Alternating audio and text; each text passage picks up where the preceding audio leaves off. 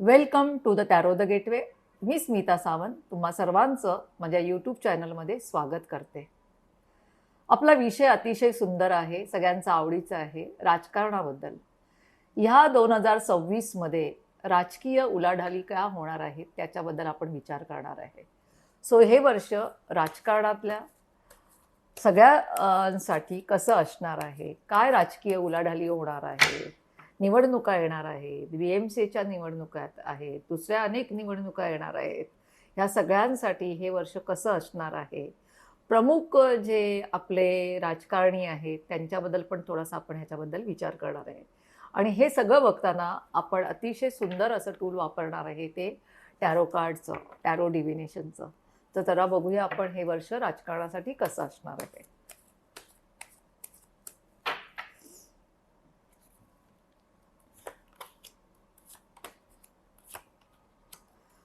बघा, राजकारणासाठी जी कार्ड्स आलेली आहे, पहिलं कार्ड जे आलेलं आहे हे कार्ड आहे नाईट ऑफ सॉर्ड्स आहे. दुसरं जे कार्ड आलेलं आहे ते आहे 8 ऑफ सॉर्ड्स. आणि तिसरं जे कार्ड आलेलं आहे ते 7 ऑफ सॉर्ड्स. जर याच्यामध्ये आपण कॉमन गोष्टी बघितलं तर आलेले आहेत, एक तर 7 नंबर आला, 8 नंबर आला आणि 9 नंबर आला आहे. 7, 8 आणि 9 म्हणतात ना, हायर सेल्फ किंवा इनवर्स काहीतरी वेगळंच काहीतरी प्लॅनिंग करतो ह्या वर्षी राजकारणामध्ये.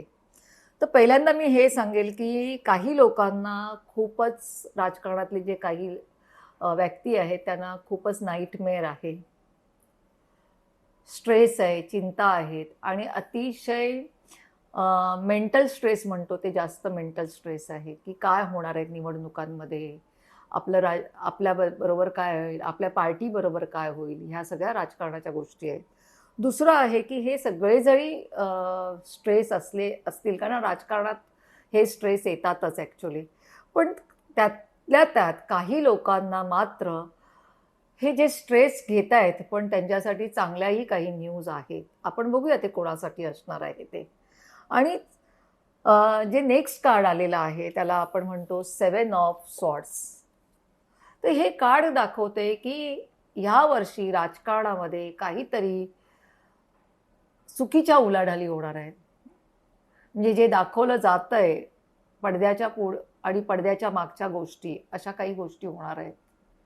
तर इथे असं आहे की कोणी कोणावरती ट्रस्ट फेथ ठेवावं ह्याबद्दल फार मोठं चॅलेंज आहे. ह्या गोष्टी जर अशा होत राहिल्या तर त्यासाठी राजकारणासाठी ह्या गोष्टी चांगल्या पण नाही आहेत. पण तरीही त्यातील काही लोक जे आहेत ते आपली बाजी मारतील. जो स्मार्ट असेल, ज्याला माहिती आहे, त्याच्याकडे स्ट्रॅटर्जी आहे, तो मात्र बाजी मारेल. मग ते चूक आहे की बरोबर आहे, कारण राजकारणामध्ये चूक आणि बरोबर ह्याचं काहीच गणित नसतं. तर अशा पद्धतीने राजकारणाचं ओव्हरऑल जे आपलं वर्षाचं जे गणित आहे त्याच्याबद्दल आपण विचार केलेला आहे. आता आपण बघूया की आता अगदीच म्हणजे तोंडावर येत आहेत त्या आपल्या BMCच्या निवडणुका. तर BMCच्या निवडणुकामध्ये पण भरपूर कॉम्पिटिशन्स आहे, चढाओढ आहे. तर बघूया इथे कोणाला यश मिळणार आहे. तर आपण इथे बघूया, इथे आपण थोडं BJP आणि शिवसेना घेऊया, त्याचबरोबर महाविकास आघाडी पण आपल्याला विचार केला पाहिजे. तर इथे आपण बघूया की BJP घेऊया, महाविकास आघाडी की फक्त राज ठाकरे आणि उद्धव ठाकरे यांची जी युती झालेली आहे त्याच्याबद्दल. बघा, BJPला तर हे वर्ष तसं फारच टफ आहे. ह्या वर्षामध्ये जी काही BMCची जी काही आता निवडणूक येणार आहे ती BJPला फार इझी नाही आहे. सो ओव्हर कॉन्फिडन्समध्ये BJPने राहू नये. दुसरी गोष्ट जी आहे महाविकास आघाडीसाठी पण ही जी काही BMCची निवडणूक आहे ती पण खास काही देत नाही आहे. त्याच्यामध्ये त्यांनी ओव्हर कॉन्फिडन्समध्ये राहू नये. हां, पण मात्र हे जे दोन्ही भाऊ एकत्र आलेले आहेत तर त्यांच्या बाजूने काही गोष्टी होऊ शकतात. म्हणजे मनसे आणि उद्धव ठाकरेंची जी युती झालेली आहे भावांमध्ये, इथे काही गोष्टीमध्ये थोडे सकारात्मक काही संदेश मिळत आहे, ज्याच्यामध्ये ह्यांना एक चांगली मतं मिळण्याची शक्यता आहे. थोडं पॉझिटिव्हकडे जात आहे. पण ह्या 2 पार्ट्यांना मात्र फारच चॅलेंजेस आहे. मुळात म्हणजे BJPने जे काही कार्ड आले, 3 ऑफ कप्स आलेला आहे, तर ह्याच्यामध्ये ओव्हर कॉन्फिडन्समध्ये राहिलं नाही पाहिजे. This is very important card for BJP. आता इथे आपण बघूया की ह्या वर्षी कुठल्या नेत्यासाठी हे कार्ड्स जास्तीत जास्त स्ट्रॉंग आणि पॉझिटिव्ह मेसेज देतात आणि कोणाला जास्त चॅलेंजेस आहेत. ओके, तर हे आपण टॅरोमधून बघूया. अतिशय उत्तम असा हा प्रश्न आहे आणि हा मला सांगितले लोकांकडूनच आलेला प्रश्न आहे.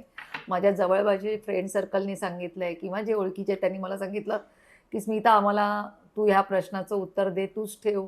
त्यांना पर्सनली देण्यापेक्षा मी माझ्या चॅनलच्या द्वारेच त्यांना सगळ्यांना हा प्रश्नाचं उत्तर देते की कोणाला जास्तीत जास्त पॉझिटिव्ह आणि चॅलेंजेस असेल. बघूया आपण टॅरोच्या माध्यमातून. सो पहिल्यांदा आपण घेऊया नरेंद्र मोदी, नंतर आपण घेऊया राहुल गांधी घेऊया. नरेंद्र मोदी नंतर राहुल गांधी घेऊया.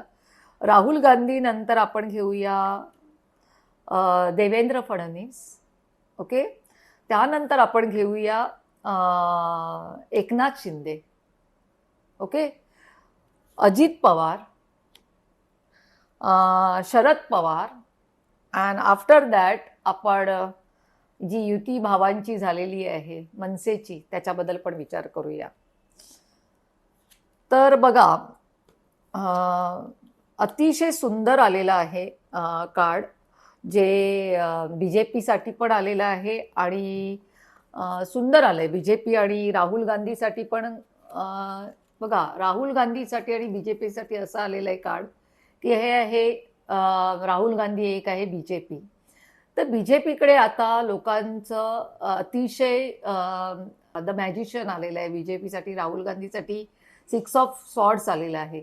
तर मला तुम्हाला हे सांगायचं आहे की राहुल गांधी जे आहे त्याला खूप अजून शिकायचं आहे आणि खूप गोष्टी ज्याला म्हणतो ना आपल्याला दिल्याशिवाय आपल्याला मिळत नाही, तर देण्याची थोडीशी वृत्ती ठेवली पाहिजे. आणि द मॅजिशियन जे कार्ड आलेलं आहे ते मॅजिशियन कार्ड म्हणजे मॅजिशियन म्हणजे काय, ज्याच्यामध्ये सगळ्याची ताकद आहे. बघा, ह्याच्याकडे 4 एलिमेंट्स आहे. हे कार्ड जे आहे ते बेसिकली ह्याचा जो ग्रह आहे तो मर्क्युरी ग्रह आहे.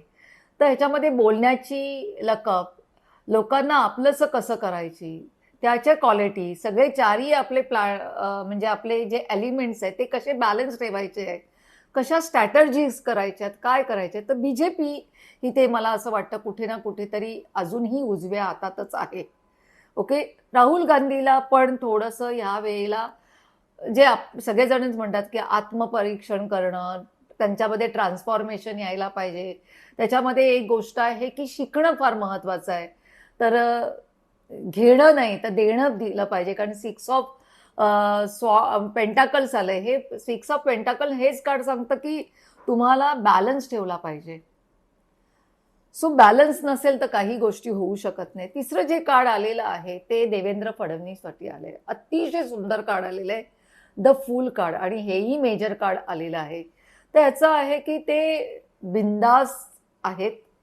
त्यांना असं वाटतं की आपल्या हातात सगळी सत्ता आहे. पण मला असं वाटतं की थोडंसं देवेंद्र फडणवीसनी की ह्या वेळेला जे काही BMCच्या वगैरे मीटिंग्स इलेक्शन्स वगैरे होणार त्याच्यामध्ये ओव्हर कॉन्फिडन्समध्ये राहिलं नाही पाहिजे. कुठल्याही पद्धतीने त्यांनी रिस्क घेता कामा नये. तर हे रिस्क न घेता कुठलीही कामं केली तर ते अतिशय चांगलंच करतील. कारण ते आहेतच मुळात एक ॲडव्हेंचरस आहेत. हे नाही झालं तर ते करेल, ते नाही तर ते करेल, असे प्रयत्नवादी आहेत. पण मात्र रिस्क घेतली का, म्हणजे रिस्क घेणं त्यांच्यासाठी अतिशय कुठेतरी धोकादायक ठरेल. तिसरं जे कार्ड आहे ते आलेलं आहे ते एकनाथ शिंदेसाठी आलेलं आहे. बघा, हे कार्ड जे आहे हे कार्ड दाखवतंय की ह्याला म्हणतात की page of wands. Page of wands म्हणजे अजूनही एकनाथ शिंदे यांना काही ना काहीतरी आपल्या आयुष्यात करायचं आहे. म्हणजे त्यांचं वय पाहिलं तर वयाप्रमाणे ते अजूनही तरुण आहेत असं म्हणू शकतो. एखाद्या 16, 20, 22, 25 वर्षाच्या मुलाची जी एनर्जी असते यूथची, सो यूथप्रमाणे ते आपलं कामही करतायत आणि त्या कामामध्ये त्यांना सक्रिय राहायला आवडते. त्यांना काहीतरी करायचं आहे भारतासाठी, आपल्या महाराष्ट्रासाठी. ते जे जिथे त्यांची पकड आहे तिथे त्यांना काहीतरी करायचं आहे आणि ते प्रयत्नवादी आहेत, फार पॉझिटिव्ह आहेत ॲक्च्युली. सो एकनाथ शिंदेसाठी पण अतिशय चांगली एनर्जी आली आणि त्या एनर्जीला पूरक ते कामही करतायत आणि ते ॲम्बिशियस पण आहेत. जर आपण पुढचं कार्ड बघितलं अजित पवारांसाठी, तर त्यांचंही कार्ड अतिशय सेंटर ऑफ अट्रॅक्शन असं म्हणतात ना, पर्सनॅलिटी त्याची आहे. म्हणजे त्यांना माहिती आहे कुठे काय करायचं आहे, कुठे कसं वागायचं आहे. आपण कुठे अडकलो, काय केलं तरी त्याच्यातून ते बिंदास बाहेर पडू शकतात, कारण he have a very high energy. त्यांच्याकडे एक बघा या कार्डमध्ये तुम्हाला एक काळी एक मांजर दिसते. तर त्यांना माहिती आहे की आपले सिक्रेट्स कुठे लपवायचे आहेत, आपले जे लूप होल आहेत ते आपले कसे दाबून ठेवायचे आणि ते दाबून ठेवून त्याच्यावरती आपल्याला कसं वागायचं आणि काय लोकांना द्यायचं ह्याची स्ट्रॅटर्जी अतिशय उत्तम आहे. म्हणजे आपलं स्थान कसं तिथून हलवायचं नाही हेही त्यांना तेवढंच माहिती आहे. सो ह्यांचंही कार्ड राजकारणासाठी ह्या वर्षी खूप चांगलं आलेलं आहे. नेक्स्ट कार्ड आपण बघूया शरद पवारांसाठी. तर शरद पवारांसाठी जे कार्ड आलेले ते 5 ऑफ कप्स आले. This is not a great card for any kind of any questions. तर बघा 5 नंबर हा ना सीन्स आहे, दुःखाचा आहे, लॉसचा आहे. तर काही ना काही गोष्टी शरद पवारांच्या हातात आता नाही आहे. मग त्यांचं वय असेल, त्यांची हेल्थ असेल किंवा त्यांच्याकडे आता असणारे लोक आहेत, तर त्यांच्यासाठी एवढं हे राजकारणासाठी हे 2026 चांगलं नाही आहे. थोडंसं कुठेतरी ते म्हणजे थोडंपेक्षा मी म्हणेन की खूप प्रमाणात ते डिसअपॉइंटेड पण होऊ शकतात. नेक्स्ट जे कार्ड आहे ते युतीबद्दल आहे, जी भावांची आता झालेली आहे, मनसे आणि राज ठाकरे आणि उद्धव ठाकरे. बघा हे कार्ड जे आलेलं आहे ते 4 ऑफ कप्सचं कार्ड आलंय. तर बघा ह्यांच्या आयुष्यात ना सडनली काहीतरी चांगली पॉझिटिव्ह गोष्ट होऊ शकतात असं सगळ्यांना वाटतंय की ह्या भावांची युती झालेली आहे तर काय ग्रेट काय होणार आहे, ग्रेट काय होणार आहे असं नाही आहे. ज्याला म्हणतात ना एक वरच्याची साथ कुठेतरी त्यांच्याबरोबर आहे. ते किती करेक्ट आहेत किती नाही आहेत ह्याच्या बियॉन्ड त्यांच्या नशिबामध्ये काहीतरी गोष्टी अशा आहेत ज्या एकत्र आल्यामुळे पण असू शकतात, ज्या पॉझिटिव्ह आहेत. तर आपल्याला हे विसरता कामा नये. पण ह्या ज्या आपण होली ग्रेल म्हणतो, जो म्हणतो ना वरच्याची साथ तुम्हाला आहे, मग ती जर वरच्याची साथ तुम्हाला असेल तर त्याप्रमाणे तुमचं कार्य पण केलं पाहिजे तुम्ही, हे विसरून चालणार नाही.